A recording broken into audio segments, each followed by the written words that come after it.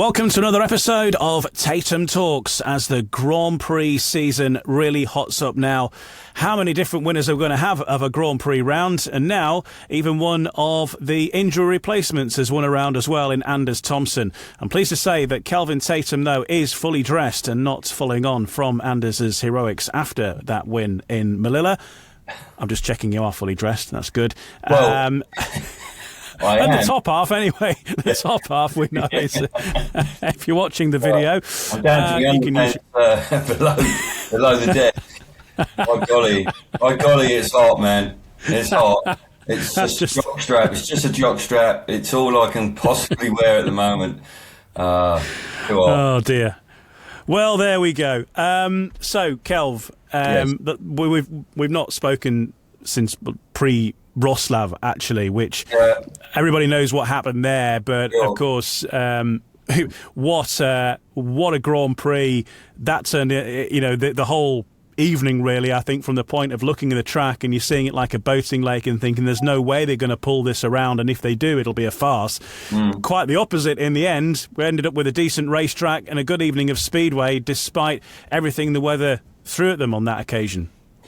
Yeah, it was extraordinary. It started raining properly sort of about an hour before the event got underway, and it just wouldn't relent, and it was biblical rain. I mean, I can't remember seeing a track quite as flooded as that, and I think as a consequence of all the work that was done in 2017 to the stadium and the track, the water did incredibly, it ran off the track. The problem then became the pit area because it was a lake. They had to get the fire brigade in to suck all the water out of the pit area, which they managed to do. Then they had a power outage, obviously, that then delayed it further when they did finally get riders to tapes. And then it would have descended into chaos, I believe, if they hadn't have been able to get the lights and the referee to be able to be in charge of at least the starting procedure. Because starting the race is under a flag. Do you go when he drops it? Do you go when he lifts it? I mean, it would have been problematic, that. So, and the first race went out, I think we came on air at 20-7. First race started at 10-10, and the last race finished at about 5-12 at night. Incredibly, Ian, I must say the crowd were extraordinarily patient, because it appeared to me, just sort of looking around, that nobody left. And they were cheering, track graders, the tractors. I mean, they were cheering anything that moved out on the track. It was quite an extraordinary night. I haven't experienced. I don't think anywhere else would that meeting have gone ahead. Yeah, it didn't look good. I sort of had the audio on in my car. I managed to drive from Workington on the west coast all the way to the east coast, get in, have my tea, put the TV on, and really didn't miss much of the action during all that work that was going on. It was quite a delay, but we ended up with a decent meeting, though, as we said, and ultimately, though, to cut a long story short, it was a final, and he was there again. Bartosz Zmarzlik, one way or another, finds his way not only to the final, but this time to the top step. And we'd been saying last time we spoke, he hasn't won a GP for a year. Maybe the pressure's on himself, putting pressure on himself, on his team. He's come out swinging and put that one firmly to bed. Yeah, he did, and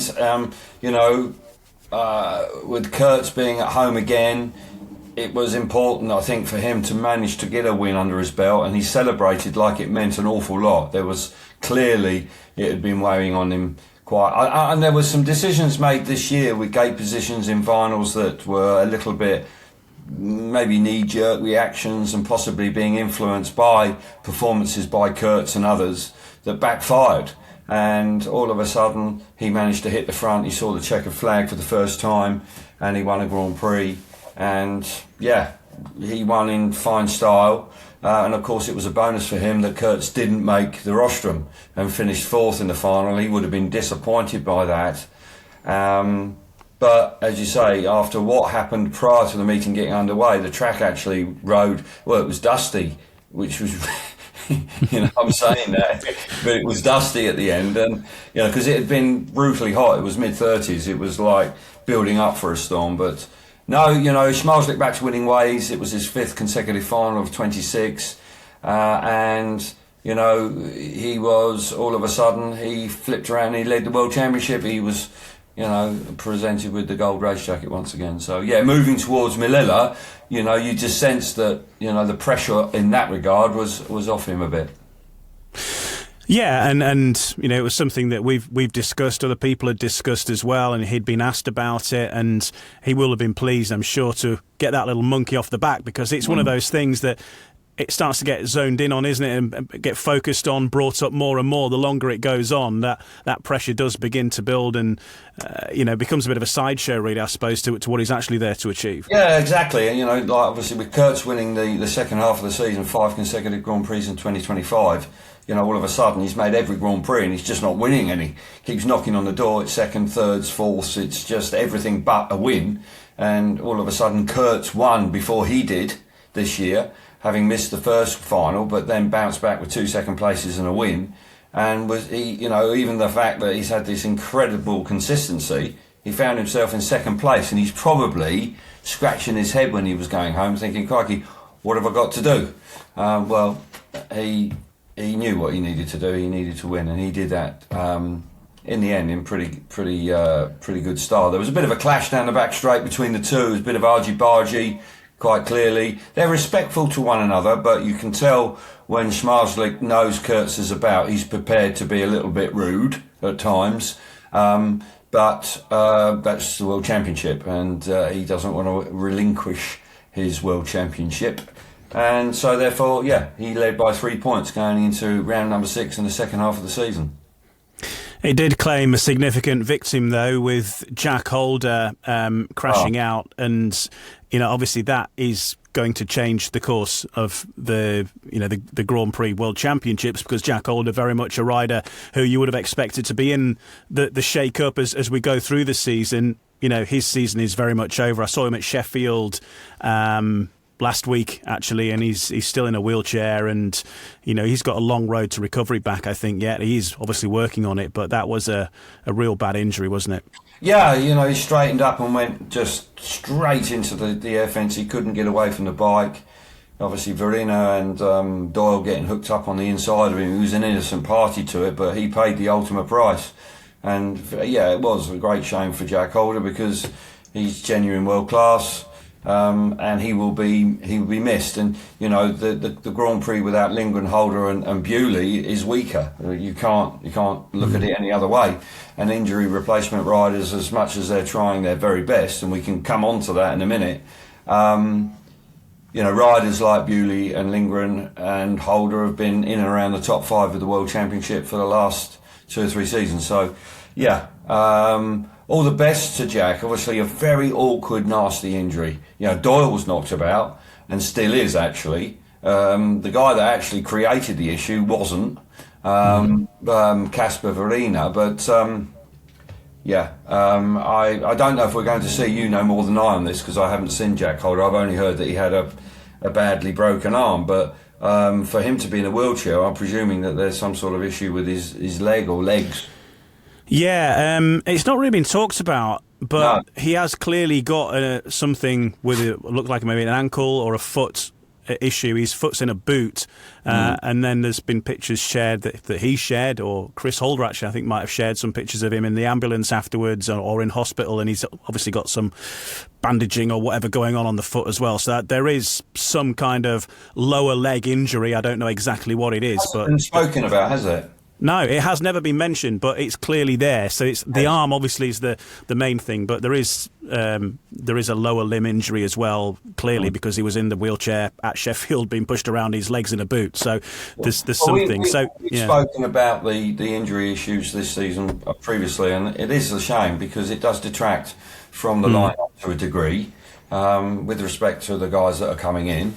But I don't know whether the sport possibly needs to have a look at things. I don't know. The incident with Jack Holder wasn't anything necessarily to do with bikes or anything else like that. It was just a racing incident on the way into the first corner. But great shame. But as I say, at the end we had a good Grand Prix after what was a marathon of a broadcast. incredible that people stayed behind. And at midnight, they were stood on top of the box celebrating, which was a sight that I didn't believe we were going to see. I thought for sure we were coming back on Sunday morning or Sunday lunchtime, whenever it was due to be. But I think there was a sigh of relief to all concerned that they got the meeting away on Saturday night.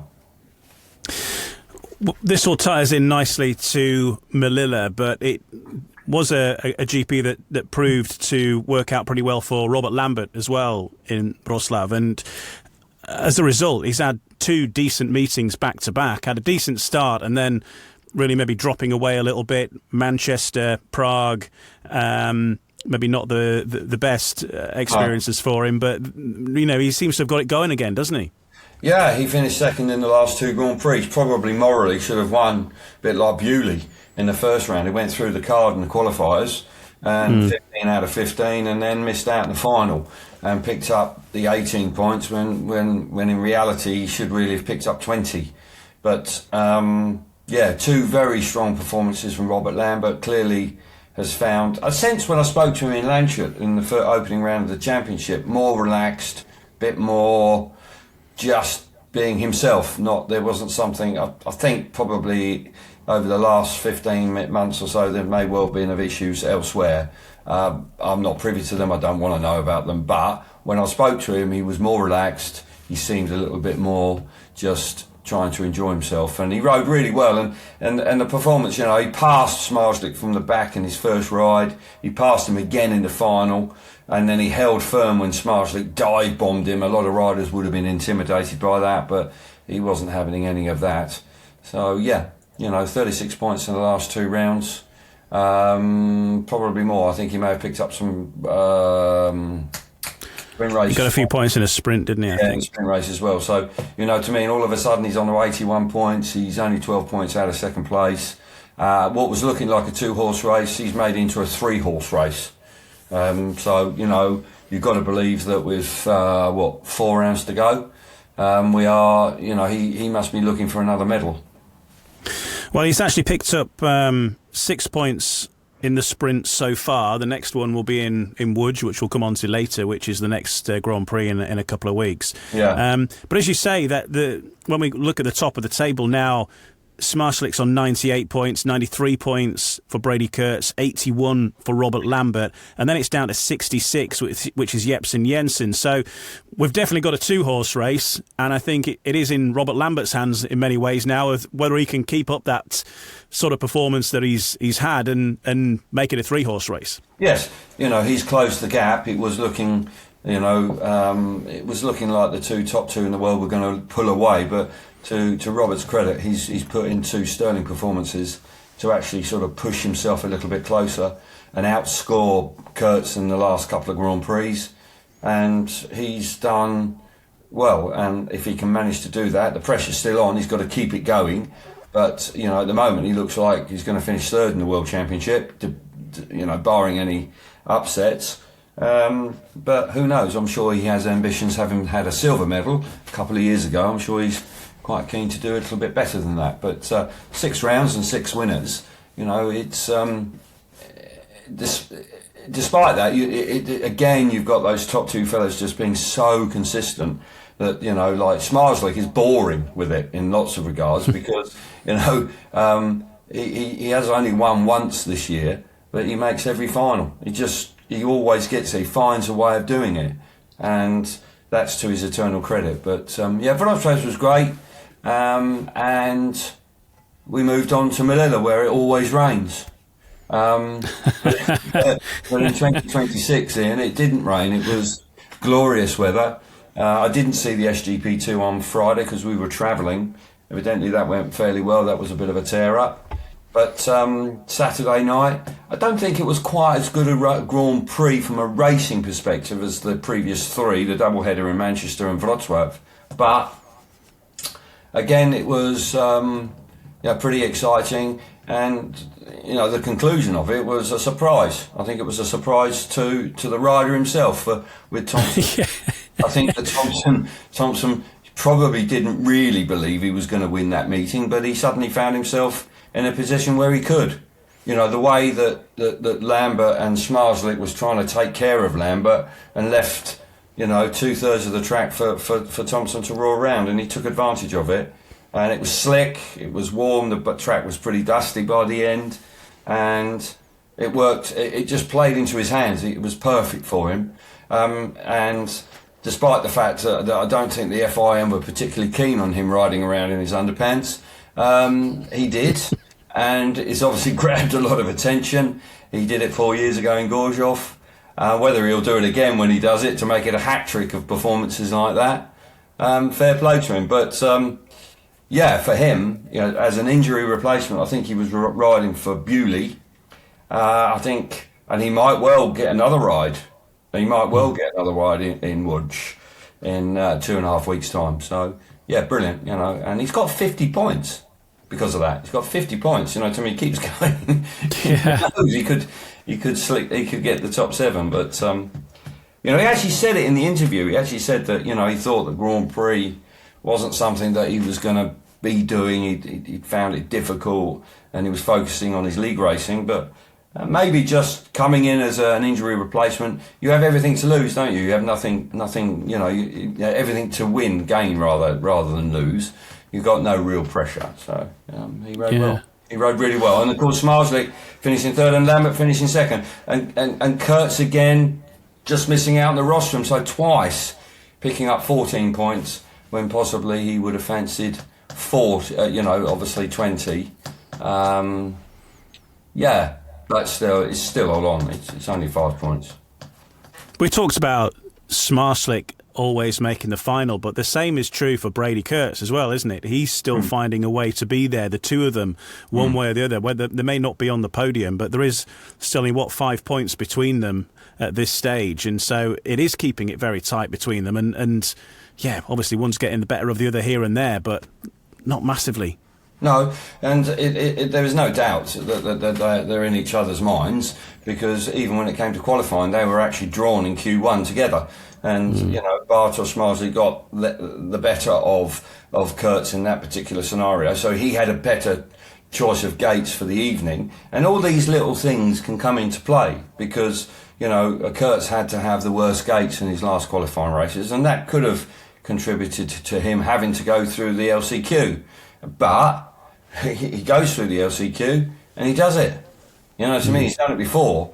And that just shows you the character is there, and he makes it work when he really needs to. So they are remarkably consistent. They have the determination. They don't allow Grand Prix to drift away from them when quite possibly other riders do, because there were some inexplicable performances in Mulida. Max Frick had a poor night. Jepsen Jensen, who'd been going really well, he didn't have a particularly good night. And these guys, Jepsen Jensen had been in finals in the last 2 rounds. Frick had won round 3 and had been picking up decent points, and then looked like he didn't know what to do on the night, and that must be terribly frustrating for the individual. And sort of working on the Grand Prix, you sort of scratch your head at times. I don't quite understand that. But Kurtz and Zmarzlik, they are a cut above, with that, the ability to be able to make the final every time.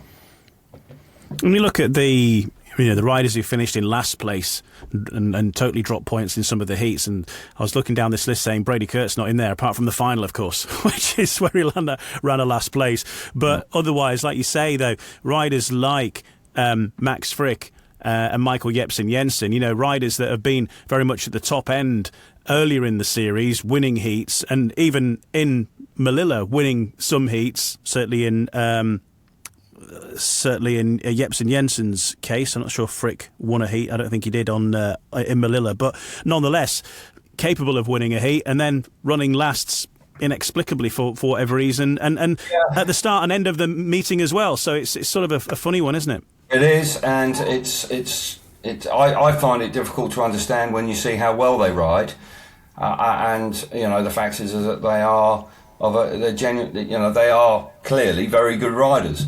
And that's where you've got Kurtz and Zmarzlik. They set themselves apart from that because nobody else is doing it. Like Dudek's another one.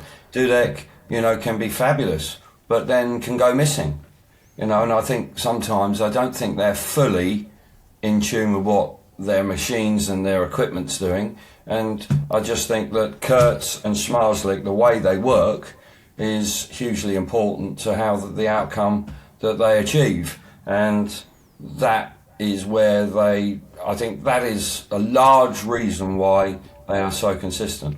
Having good advice, being able to make accurate decisions under pressure when you need to. I think Kurtz is very good technically with the laptop and the way the engine runs and what he needs to do and the changes that he needs.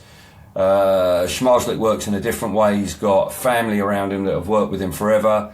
I think he himself, again, a little bit like Kurtz, is really switched on. So if I was hanging around the pits and sort of scratching my head thinking, why are they able to do it? I'd have to sort of it's clear for you to see, they're there working. I think they're just working a bit harder and being a little bit more. They're just going that little bit further to get a feel for what they really need to be doing.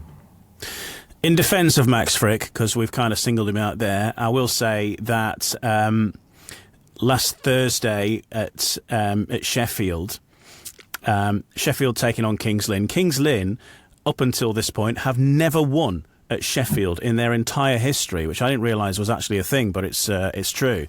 And Max Frick, his van had broken down. He wasn't in the van, but his mechanics had the van. The van broke down, and so they piled all of the stuff that they could into the back of a Mini. And they got the bikes into another rider's van. I think they went into Ben Cook's van. So they put his bikes in another rider's van. All of the technical gear on this Mini's absolutely stashed full. Wow. And they were one step short of going the old school and strapping the bike to the back of the car and arriving like they used to do in the 1970s or 80s. Yes. And Max Frick turns up. And towards the end of the meeting, Kings Lynn are 10 points down. Max Frick comes in as a tactical. He's got scheduled rides as well and puts together 4 5-1s back-to-back. And Kings Lynn win the meeting. So, and he was very much the match winner there. So you can do it out of the back of a Mini. Sure, yeah, absolutely. And that is a fantastic achievement. And Max Frick, I think the reason that I think he frustrates me a little bit, but possibly other people as well, is the fact that he is so good. He is so good. And when he won round 3 in Manchester, he was outstanding that night. He was world class. So, yeah, but as I say, a top quality rider. But when you compare riders like himself and Jepsen Jensen, Dudek, Kubera, all look at Verena, started like a house on fire, but he can't replicate it, and those other guys do. So it will be interesting, and hence there's almost certainly that Schmarzlik, you wouldn't be at all surprised if Schmarzlik or Bertie Kurtz win the World Championship this year. Well, it's all hotting up, and now there's a few weeks break for some important things, including the Speedway European Championships, which gets underway this weekend at the time of recording this, which would be the 18th. And then the following week, the Grand Prix Challenge takes place at Terenzano in Italy to decide, at least 4 regular riders for the Speedway Grand Prix for 2027. And who else drops in should some of those riders that, if they do actually qualify, are already in the top 6 or whatever. So that's all hotting up. But the next regular GP action is Łódź, which is a track we've not been to before for Grand Prix action. But it's one of the newer facilities in Poland, and certainly seems to have a decent reputation as well. And looking forward to seeing how this one performs on the Grand Prix circuit, a new venue. Yeah, and it's not in the Extraliga. I think it's in Extraliga 2. Yeah, so it's not. They don't race at the highest level, but I believe it's not a big capacity. I think I was talking to people last weekend about 10,000 people, but a nice stadium that was renovated. I believe it was around the original track, but from what I'm hearing, it's a lovely facility. It's a club that I believe have been knocking on the door and ambitious to run a Grand Prix for some time. They've got their way, I'm sure they'll be making every effort possible to make it a great weekend. And, I'm sure we're going to see some fireworks once again. I'm looking forward to it. I don't know how the track rides, whether it's got a lot of banking. I'm in the dark a little bit about that. But what I do know about Poland generally, there's always room, and there should be some decent racing lines. But yeah, there's a little bit of a break, almost like a bit of a summer break from Grand Prix. But obviously, as you've just highlighted, we've got European Champion starting this weekend in Zelina Góra, and then followed by the following weekend on the 25th by Terenzano, which is obviously the challenge, the GP challenge, where the first 4 riders will be confirmed as Grand Prix stars. As you say, that may change because of the finishing order in the Grand Prix series itself. But Terenzano is like obviously is a track where I've seen Grand Prix in the past. I've seen some pretty spectacular stuff around there, and I'm sure it could be quite a tear up. And this time of year in Terenzano, you think it's hot here, it could be 10 degrees hotter there. It could be 10 degrees hotter there, because I can remember going there and it was like 38 every day.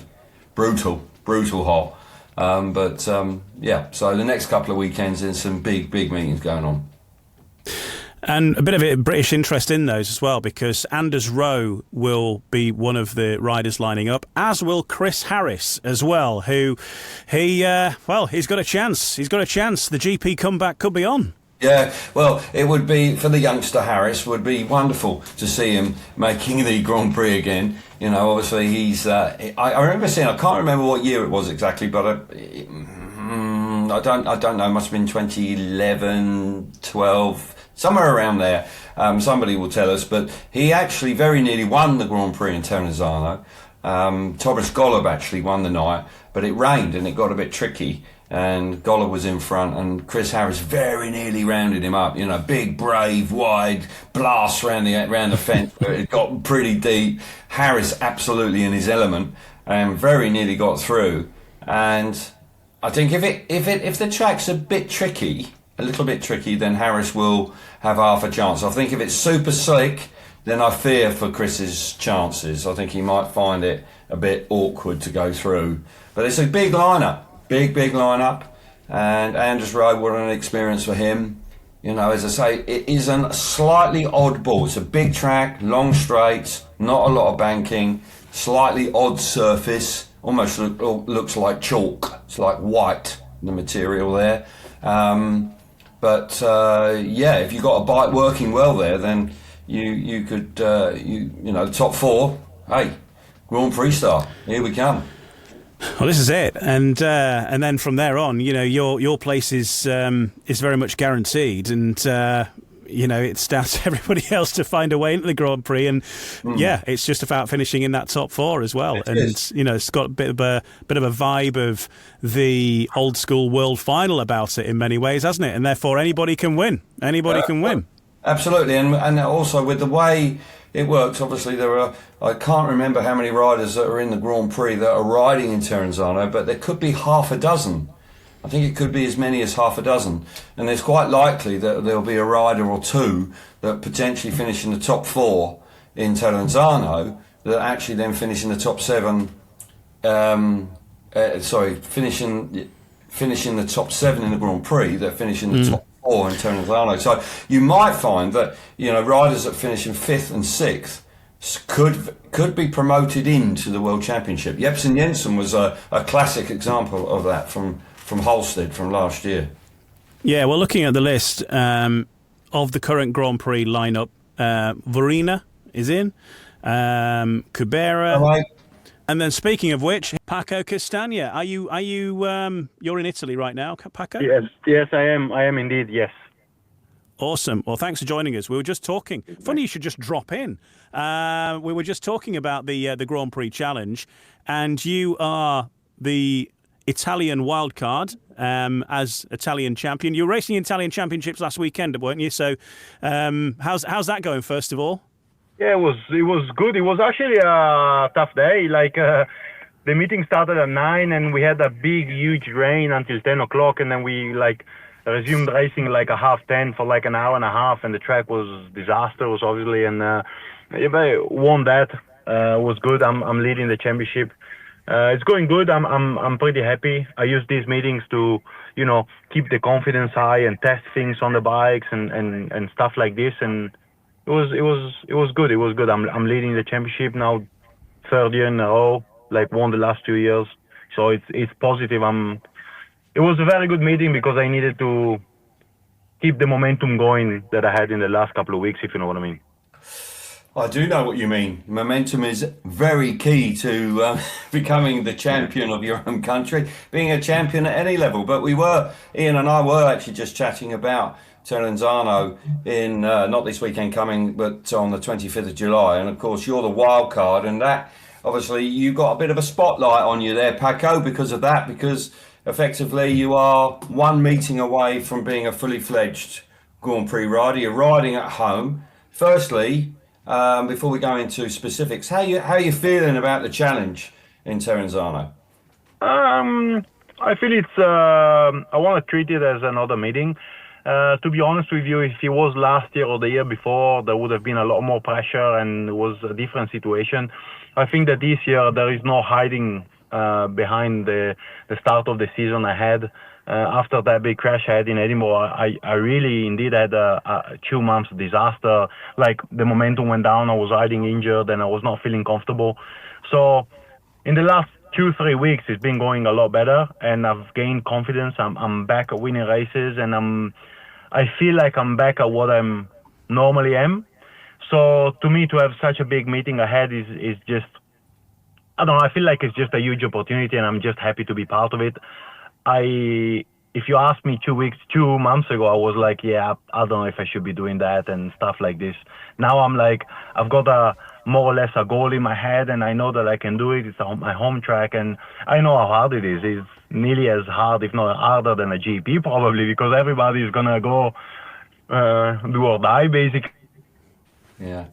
You just froze for a moment. I didn't quite catch the end of it, but as you were saying, like it could easily, you could say that it's tougher than a Grand Prix. It's probably a little bit more like an old school world final when it's absolutely all or nothing. You can probably drop, I don't know, 2 or 3 points max. Probably going into there mentally, you're thinking maybe I can drop 2, 13 would be enough to go through. For me, I've been there a few times when the Grand Prix used to go there. It's a big track, long straights. It's got slightly different material, like a white grey material, not a lot of banking. That challenge for me, I think that should help you. Surely you must feel, because that's not the sort of type of track these guys come across all the time. What I can say is that the track has changed in the last 3 years. They've kind of reshaped the track by cutting the insides a little bit. So the track is bigger now. Well, wider, I would say. I really like the old Terenzano where everybody used to struggle and just go into the corner flat out and just break the bike completely and it was slick. Now it's a bit of a bigger track, a bit more grippy, still sandy, but grippy. Now, of course, I don't know what will happen in the challenge because it's 25th of July. So at the moment here, it's 33 degrees, so it's quite warm. But we'll see. I'm confident. I'm doing lots of practice. I've been doing lots of practice and testing in the last couple of months, and I'm confident that I can go out and just do my thing. And I haven't really looked at the lineup. I know that everybody's good there. I just go out and do my thing. I know that if I do that and concentrate on my own thing, I can probably create a shocker, but we will see. Well, we'll talk about the lineup quickly because you've been drawn at number 5, so we know the full race order. So you'll be out in heat number 2, and you'll be in red for your first heat. So Chris Harris at number 1, then it's Casper Vorina, Luke Becker, Dominic Cabrera, yourself. Jack Holder's down. I'm pretty sure he won't be riding. Michael Jepsen Jensen, Anders Rowe, Robert Lambert, Frederick Jakobsen, Kim Nielsen, Andre Lebedevs, Kai Huckenbeck, Jamin Lidsey, Keenan Rue, Rowan Tungate, and then the track reserves of Nicholas Vincentin and Brando Lunardi are the track reserves. So that's the full lineup there, Paco. How's that sound? The first word that comes to my mind is exciting. you hear names that are, well, you see them in the GPs and they're racing extra league and stuff like this, but it's exciting. It's a challenge. It's a challenge, well and truly. So I'm excited. I know that if you look at the odds, probably I'm well down there, but I feel like it's a huge opportunity, and I'm just gonna go out and treat it as a meeting, as I would treat probably an Edinburgh meeting or Italian Championship. I just want to go out, and I know that if I ride the bike as I do when I enjoy riding the bike, when I want to have fun on the bike, I know I'm fast and I can make some starts. So I want to see what will happen with the Jack Holder thing now that he's out, if there's going to be another draw, if they keep the same draw, because I think that last year there were 2 names that were rescheduled into the meeting, so there might be a different draw. I don't know. I've got no idea. I'm just happy. I'm just looking forward to it. I think that's a refreshing way to look at it. You know, it's everything to gain, nothing to lose, effectively, coming into a meeting like this. I think also you probably don't want a redraw, because getting number 5, I would think you're quite happy with that. I am indeed. Interenzano lately is not the best gate, but it's one of the best, I would say. I'm not going to say which gate is the best. I'm not going to say anything about it because I don't want to give it away. But yeah, 2 gate ones, 100%. We know that gate 1 in most tracks is one of the best. So I'm more than happy with it, and it's good. Again, give me any number. I'm just gonna go out and you need to make 5 starts wherever you get from. So you know better than me, as you said. It's like a world final. It's just 5 heats where you need to go out and do every lap as it was your last. Sure, and like obviously with the way it works, obviously the challenge is coming quite early, and there's a lot of racing to go with. There's still 4 Grand Prix to go. So actually, although I said probably mentally you're looking thinking 13 points, but in reality, there's going to be there could be some Grand Prix guys that qualify. So you, even if you have if you had a DNF, for example, you've got to keep going, haven't you? You've got to keep going, because 5th, and look at Jepsen Jensen. He got promoted in, and he was, he finish 5th or 6th in the end, because Lebedevs and all the rest of it, they were in. So, so that window of qualification can be slightly bigger, can't it? Yeah, absolutely. Well, we've seen in the past many times. You really, I believe that you need to look at it as to be in the top 6, really, because anything can happen. And to be in the top 6, you really need to score 10 points. But obviously, you want to go out and win the meeting. But you also know that to race against these guys, you need to think that you're going to lose points. It's normal. I mean, it's a huge meeting. So really, you want to look at be scoring like around 10 points, and you have a good chance to be in there next year. So again, just go out and have fun on the bike. I missed having that. I really lost the love of the sport in the last couple of months. I gained it back in the last couple of weeks. And the way I'm looking at the meeting is I just want to go and race, and it's taking so much pressure off the meeting that it's refreshing also for me. Yeah, well, that's well. I wish you all the very best. I'd like to think that from the World Championship point of view, to have an Italian in the Grand Prix, another nationality in the Grand Prix, it's got to be a good thing, hasn't it? To me, and for Italy, probably it's your dad. Yeah, it is. It was the last time that we had an Italian in the Grand Prix series, so that in itself would be quite a cool story. Yeah, 1998. So it's been a couple of years, I think. So yeah, it's been a while, but it's been a childhood dream since forever for every rider, and it would be quite a story. It would be quite a shocker. So why not try to do it and try to shock the world? I know that it's a huge task, but again, I just want to have fun on the bike, and I know that if I do that, I can be pretty good. So. Mm-hmm. That's the goal. Go out, make a couple of starts, make the 5 best starts I can make, and see where I'm ending at. There you go. Fantastic. Yeah, you've got absolutely nothing to lose, Paco. And you put a post on Facebook. I think it might have been last night, but basically saying that you're really loving Speedway again, and that's good to see that you have a bit of a tough time. You had that crash at Edinburgh where you actually went over the fence, I think, didn't you? And so Yeah. not a good one, but you pick yourself up, dust yourself down. It's taken you a while to get back again, but if you are hitting your stride, now's the perfect time to do that. I think that after the crash, I wanted to race because I knew the opportunity I had at Kings Lynn was huge, and I wanted to keep riding, and I kept riding injured, and it was not going well. I was not scoring, and I was not loving it. I was struggling everywhere I went, and I was down mentally. I was really struggling. I didn't want to wash the bikes or anything.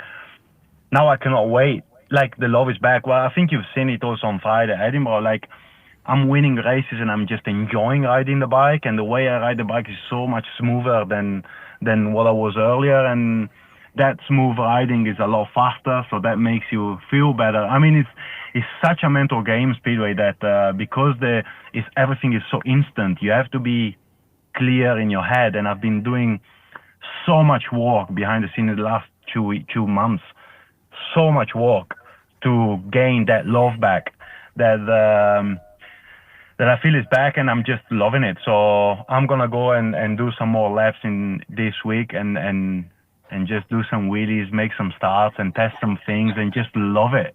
Fantastic. Particularly the wheelies, though. Yeah. I practice even more now.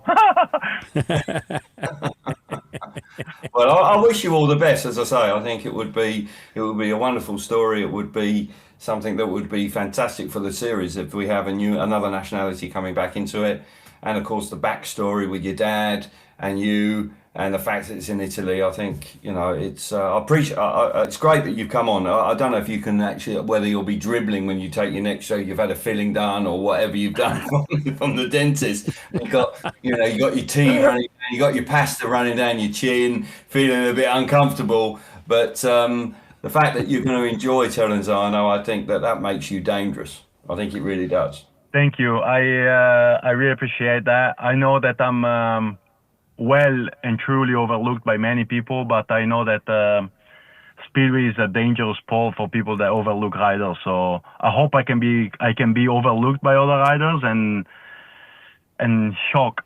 That's not the main goal. The main goal is another thing, which is to qualify, and I'm just gonna go out and have fun, as I said earlier. So I really hope so. That's the goal. Hopefully it will happen, and I hope we can talk in a couple of weeks and talk about how it went.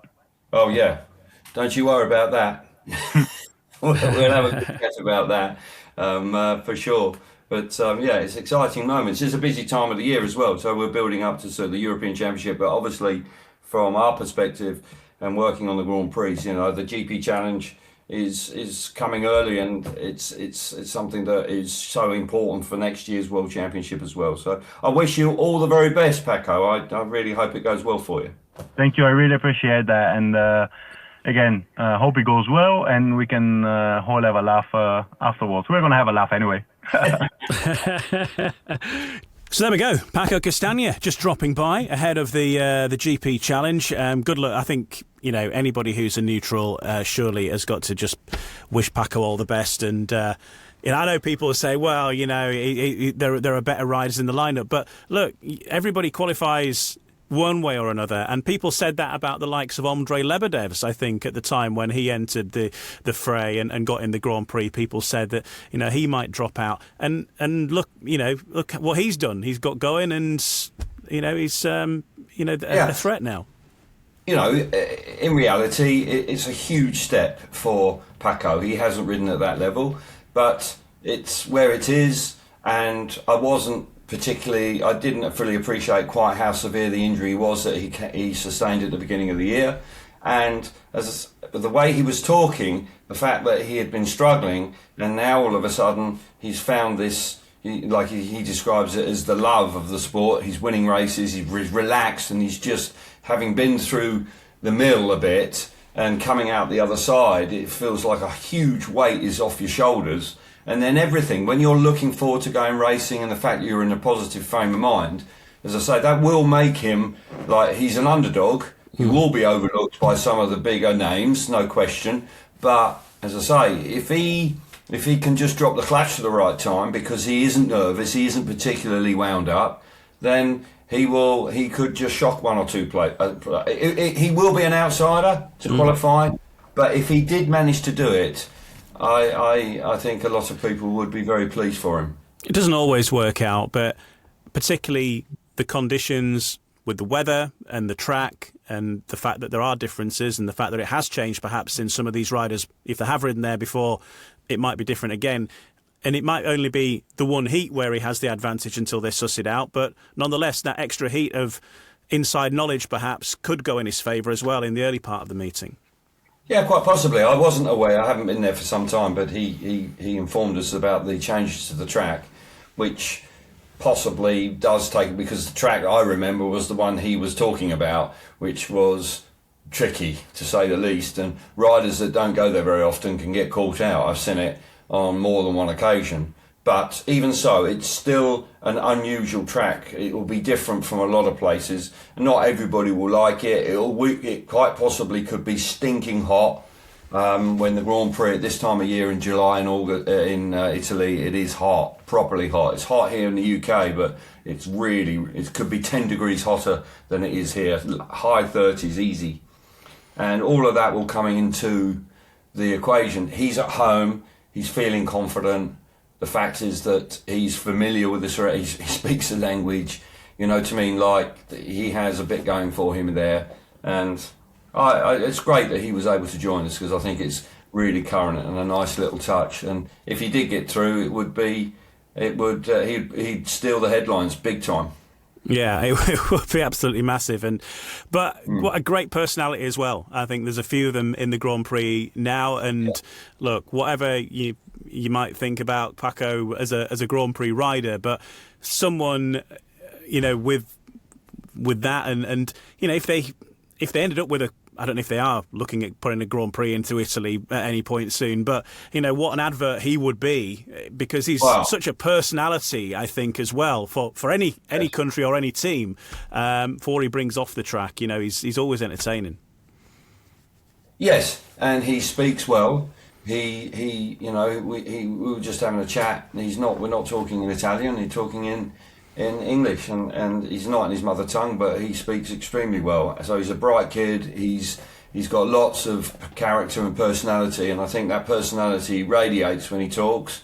And of course, that would be a huge plus for the series, particularly with the new promoter with Mayfield Sports Events, they'd love it. Absolutely love it. Look how popular Casper Verina is. He smiles, he talks. To me, and I think this is something that in modern day sports, whether it's speedway, whatever it is, I think makes a big difference to how you come across. And he would certainly I think people would fall in love with him.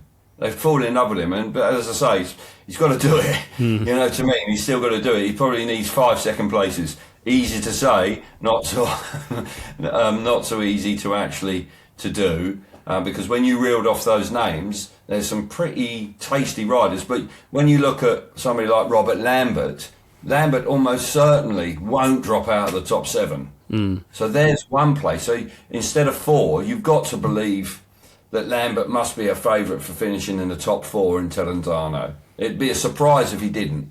And, so as I say, he's smart enough and bright enough to figure out that, top 6, 10 points might just be enough. It's we'll watch it with interest, won't we? Oh, absolutely! It's always a thrilling contest, and you will be able to watch that via the Tapes Up TV website. Will have it, and the FIM official TV channel also will be showing it as well. So you can watch it, but it's a live stream, so you have to pay for it separately, but it is out there to watch. Finally, before we go, Ty Woofenden has announced his retirement from Speedway. Now, obviously, with the various injuries he's sustained, I mean, it was pretty incredible that he came back in the first place after what happened at the start of last year. But he did come back, won a race, and was going pretty well. He had a couple more tumbles since, and it seems that this time the repair work involved is going to be a little bit too much to come back from and be a competitive rider. So he's hanging up the Kevlars. Yes, and part of me feels a little bit of relief about that. What we've seen with Ty over the last couple of seasons has been, well, certainly the crash he had at the beginning of 2025 was horrifying, and I was a little surprised when he agreed to ride at all. You know, it must have gone through his mind then, particularly through the rehab, and he must have been feeling whether he was going to continue at that point. He did. He was actually given the opportunity to ride in the Grand Prix, which, you know, in hindsight was the right call. And the crash he sustained in Poland wasn't his own fault, but I think his body is quite fragile. Clearly, it's fragile, and when he crashes, he breaks. And mentally, that must be extremely tough. So, yeah, wonderful rider. Privileged to have been around and watched the 3 times he won the World Championship. And I think, like a lot of people, I wish him and the family all the very best for the future. You know, I'm sure he has some options where he lives and what he gets up to. But right now, you know, he's 35 years of age. He's got a lot of living to do. He's still a young man. So I'm sure there are opportunities for him. I mean, he's a pretty industrial, entrepreneurial sort of guy. I'm sure he'll come, you know, it wouldn't be at all surprised if he's a huge success in a slightly different direction in years to come. But as a speedway rider, I think, yeah, he's made his mark, definitely. Yeah, well, he's going well on the DJ scene and the music stuff that he's doing as well. So certainly rising through the ranks in that. But yeah, best wishes to Ty, and thanks for all the entertainment that he's brought us, both domestically in the UK and on the world scene as well. And yeah, some epic moments in Speedway, and a 3-time world champion, and that's never going to be taken away. So he's certainly left his mark on the sport. Yeah, he has. Okay, well, I think that's going to round things up for this one. As I say, there's a couple of weeks now before there's any more Grand Prix action, but Łódź is the next destination, so a new venue. We'll probably unpack what happens there, and we will see how Paco and the rest of the riders get on in the Grand Prix Challenge in the meantime as well, and the Speedway European Challenge, which also, of course, worth mentioning, because you win that's another way into the Grand Prix as well. So there's obviously going to be a furious contest in that to try and finish top of the tree and get through to the Grand Prix that way as well. So all hotting up really, not just in the Grand Prix, but the race to be a Grand Prix rider for 2027. Absolutely, yeah. Look forward to sort of digesting it all and actually to having a bit of a debrief about it all. There's plenty going on, that's for sure. All right, keep cool, Kelv, because I know you're in hot climates down there in the far south. Whereas here in the north, we've got the heating on. No. I reckon you just got aircon flat out in your studio there.